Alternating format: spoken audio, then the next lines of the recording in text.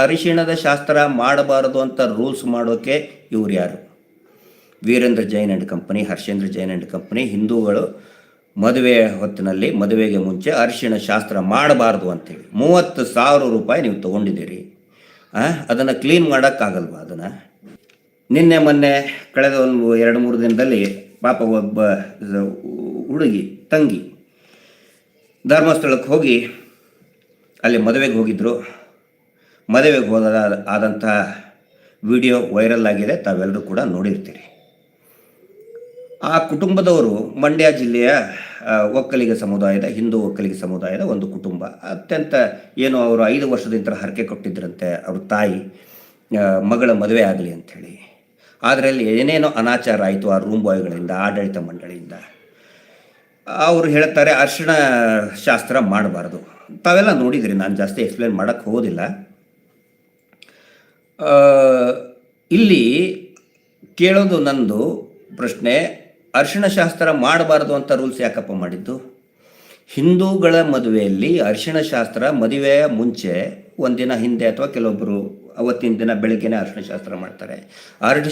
ಅರಿಶಿಣದ ಶಾಸ್ತ್ರ ಮಾಡಬಾರದು ಅಂತ ರೂಲ್ಸ್ ಮಾಡೋಕ್ಕೆ ಇವ್ರು ಯಾರು? Veerendra Jain and company, Harshendra Jain and company. ಹಿಂದೂಗಳು ಮದುವೆ ಹೊತ್ತಿನಲ್ಲಿ, ಮದುವೆಗೆ ಮುಂಚೆ ಅರಿಶಿಣ ಶಾಸ್ತ್ರ ಮಾಡಬಾರ್ದು ಅಂಥೇಳಿ 30,000 ರೂಪಾಯಿ ನೀವು ತೊಗೊಂಡಿದ್ದೀರಿ.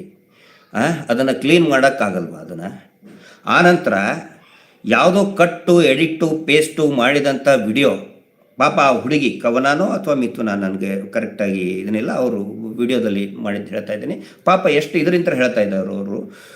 ನಾವು ಅಲ್ಲಿ ಕ್ಲೀನ್ ಮಾಡೋದಕ್ಕೂ ಕೂಡ ನಾವೇನು ಹಿಂಜರಿದಿಲ್ಲ, ಆದರೆ ಏಕಾಏಕಿ ಕೆಟ್ಟದಾಗಿ ಬೈಯೋದಕ್ಕೆ ಸ್ಟಾರ್ಟ್ ಮಾಡಿದ. ಅವಾಚ್ಯ ಶಬ್ದಗಳಿಂದ ಬೈದರು. ಹೋಗೇ ಬಾರೆ ಅಂತ ಹೇಳಿದ, ಕೈ ಹಿಡಿದು ಹೇಳಿದ.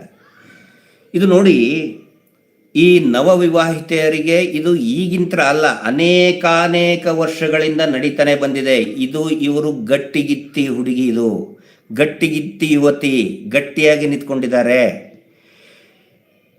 ಹೀಗಾಗಿ ಎಕ್ಸ್ಪೋಸ್ ಮಾಡಿದ್ದಾರೆ. ಮತ್ತು ವಿಡಿಯೋ ಮಾಡ್ಕೊಳ್ಳೋದಕ್ಕೆ ಅವಕಾಶ ಇದೆ, ವಿಡಿಯೋ ಟೆಕ್ನಾಲಜಿ ಇದೆ, ಯೂಟ್ಯೂಬ್ ಇದೆ, ಸೋಷಿಯಲ್ ಮೀಡಿಯಾ ಇದೆ. ಇಲ್ಲ ಅಂತ ಹೇಳಿದರೆ ಅವ್ರ ಪರಿಸ್ಥಿತಿ ಏನು? ಅವರ ತಾಯಿ ಕೇಳೋ ಪ್ರಶ್ನೆ ಇಷ್ಟೇ. ಈಗ ಪೊಲೀಸರು ಹೇಳ್ತಾರೆ ನೀವು ದೂರು ಕೊಟ್ಟರೆ ನಾವು ತಗೋತೀವಿ ಅಂಥೇಳಿ. ದೂರು ಯಾವ ಧೈರ್ಯದ ಮೇಲೆ ಕೊಡಬೇಕು? ಪೊಲೀಸರಿಗೆ ಉತ್ತರ ಇದೆಯಾ ಇದಕ್ಕೆ, ಈ ಪ್ರಶ್ನೆಗೆ?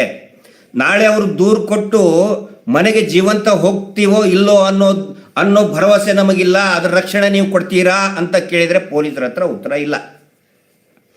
ಅಲ್ಲಿ ಬಂದವರು ಜಗಳ ತೆಗಿಯೋದಕ್ಕೆ ಬರೋದಿಲ್ಲ ರೀ ಯಾರು, ಮದುವೆ ಮಾಡೋದಕ್ಕೆ, ದೇವರ ದರ್ಶನ ಆಗೋದಕ್ಕೆ ಬಂದಿರ್ತಾರೆ. ಬಂದಂಥವ್ರು ಅವರು ಎಲ್ಲರೂ ಅಷ್ಟೇ. ಸುಖ ಸುಮ್ಮನೆ ಬೈದಾಡೋಕ್ಕೆ ಬರೋದಿಲ್ಲ. ಅಲ್ಲಿ ಅವ್ರು ಕೀಟಲೆ ಮಾಡಿದರೆ ಜಗಳ ಶುರು ಆಗುತ್ತೆ. ಎಷ್ಟೋ ಜನ ಅವರು ಬೈದದ್ದನ್ನು ನೋಡಿದ್ರಲ್ಲ ನೀವು, ತೋಳಗಳು ಬಂದಂಗೆ ಸೇರಿಬಿಡ್ತಾರೆ. ಎಲ್ಲರೂ ಚಡ್ಡಿ ಹಾಕ್ಕೊಂಡು ಇಟ್ಕೊಂಡಿದ್ದಾರೆ. ಯಾವ ದೇವಸ್ಥಾನದಲ್ಲಿಯೂ ಕೂಡ ಚಡ್ಡಿ ಹಾಕ್ಕೊಂಡು, ಬರ್ಮುಡ ಹಾಕ್ಕೊಂಡು, ಹಿಂದೂ ದೇವಸ್ಥಾನದಲ್ಲಿ ಭಕ್ತಾದಿಗಳಿಗೂ, ಅನೇಕ ದೇವಸ್ಥಾನಗಳಲ್ಲಿ ಭಕ್ತಾದಿಗಳಿಗೂ ಒಳಗಡೆ ಬಿಟ್ಕೊಳ್ಳೋದಿಲ್ಲ ಚಡ್ಡಿ ಬರ್ಮುಡ ಹಾಕ್ಕೊಂಡು. ಇವರು ಚಡ್ಡಿ ಬರ್ಮುಡ ಹಾಕ್ಕೊಂಡು ತೋಳುಗಳ ಥರ ಆ ಹೆಣ್ಮಕ್ಳ ಮೇಲೆ ಬೀಳ್ತಾ ಇದ್ದಾರೆ. ಆಡಳಿತ ಸಿಬ್ಬಂದಿ ಅಂತೆ. ಎಲ್ಲಿ ಯಾವ ದೇವಸ್ಥಾನದಲ್ಲಿ ಈ ವ್ಯವಸ್ಥೆ ಇದೆ ರೀ? ಇನ್ನು ಯಾವ ಧೈರ್ಯದ ಮೇಲೆ ಅವರು ಪೊಲೀಸ್ ಕಂಪ್ಲೇಂಟ್ ಕೊಡ್ತಾರೆ? ಪೊಲೀಸ್ ಕಂಪ್ಲೇಂಟ್ ಕೊಡೋದಕ್ಕೆ ಧರ್ಮಸ್ಥಳಕ್ಕೆ ಹೋಗಲ್ಲ ಯಾರು. ಸ್ಥಳೀಯರು ಬಿಡ್ರಿ, ಯಾವ ಕಾರಣಕ್ಕೂ ಕೊಡಲ್ಲ. ಯಾಕಂತ ಹೇಳಿದ್ರೆ ಒಂದು ಕಪಿ ಮುಷ್ಟಿಯಲ್ಲಿ ಸಿಕ್ಕಾಕೊಂಡು ಬಿಟ್ಟಿದ್ದಾರೆ. ಭಕ್ತರು ಅನೇಕ ಜನ ಹಿಂದೆ ಕೊಟ್ಟರು ಕೂಡ ಇವ್ರು ಏನು ಮಾಡ್ತಾ ಇದ್ರು ಗೊತ್ತಾ?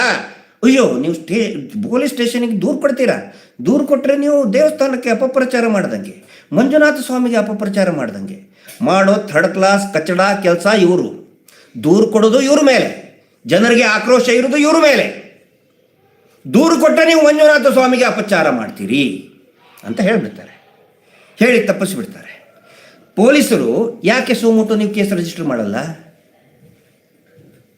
ಅಂದರೆ ಸೌಜನ್ಯ ಹೋರಾಟಗಾರರು ಕುಸುಮಾವತಿ ಮತ್ತು ಎಲ್ಲರೂ ಕೂಡ ಅವತ್ತು ಒಂದು 15 ದಿನದ ಹಿಂದೆ ತಹಸೀಲ್ದಾರ್ ಕಚೇರಿಗೆ ಮನವಿ ಕೊಡಕ್ಕೆ ಹೋದಂಥವ್ರ ಮೇಲೆ ಸೋಮೋಟೋ, ಸ್ವಯಂ ಪ್ರೇರಣೆ.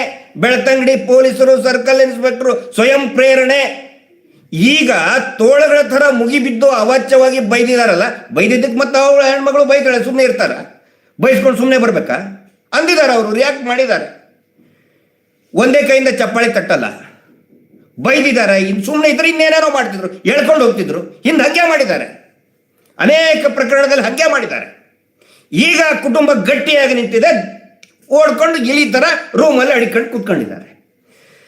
ಹೆಚ್ಚು ಕಡಿಮೆ ಆಗಿದ್ರೆ ಪೊಲೀಸರು ನೋಡಿ ಏನು ರಕ್ಷಣೆ ಇದೆ ಅವ್ರಿಗೆ? ದೂರು ಯಾಕೆ ಕೊಡಲಿಲ್ಲ? ನೀವು ದೂರು ಕೊಟ್ಟರೆ ತಗೋತೀವಿ. ದೂರು ಕೊಟ್ಟ ಮೇಲೆ ಅವ್ರಿಗೆ ರಕ್ಷಣೆ ನೀವು ಕೊಡ್ತೀರಾ ಪೊಲೀಸರು?